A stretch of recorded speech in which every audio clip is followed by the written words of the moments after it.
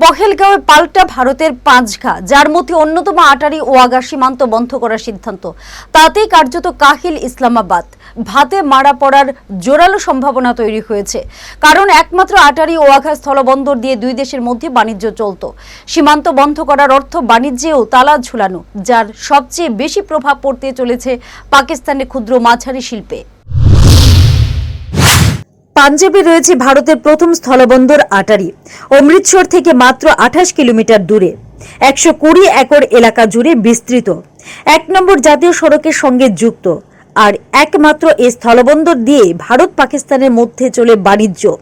এই পথে ভারত থেকে পাকিস্তানে পাঠানো হয় সয়াবিন, মুরগির দানা, সবজি, শুকনো লঙ্কা, প্লাস্টিকের দানা এবং সুতো।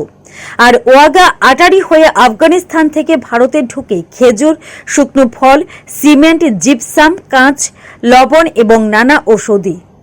সীমান্ত বন্ধ হওয়ায় স্বাভাবিকভাবে বাণিজ্য বন্ধ হতে চলেছে। ফলে ক্ষুদ্র ও ছোট ব্যবসায়ীদের পেটে যে লাথি পড়বে তা বলার অপেক্ষা রাখে না।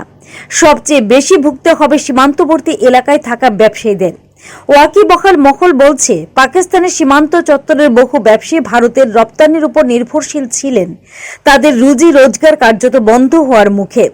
2018 সাল থেকেই দুই দেশের মধ্যে বাণিজ্য নিম্নমুখী।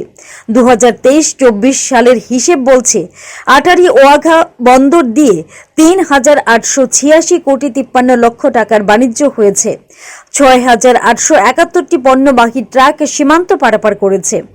71,563 জন দুই দেশে যাতায়াত করেছেন। কিন্তু সীমান্ত বন্ধের ফলে এই সবই শূন্যে নেমে আসবে, যার ফল ভুগবেন পাকিস্তানি ছোট ব্যবসায়ী থেকে উৎপাদকরাও।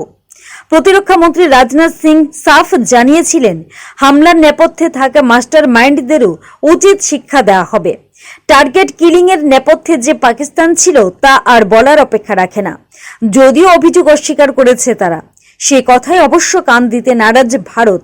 তাই পেহেলগাঁওয়ে জঙ্গি হানার প্রত্যুত্তরে পড়শি দেশকে কার্যত ভাতে মারার পরিকল্পনা নিয়েছে নয়াদিল্লি। সিন্ধু চুক্তি আপাতত বাতিল করে একদিকে পাকিস্তানের কৃষিকাজ, বিদ্যুৎ উৎপাদনে যেমন ধাক্কা দিয়েছে নয়াদিল্লি, তেমনি সীমান্ত বন্ধ করে ব্যবসা বাণিজ্যে বড় ধাক্কা দিল মোদী সরকার।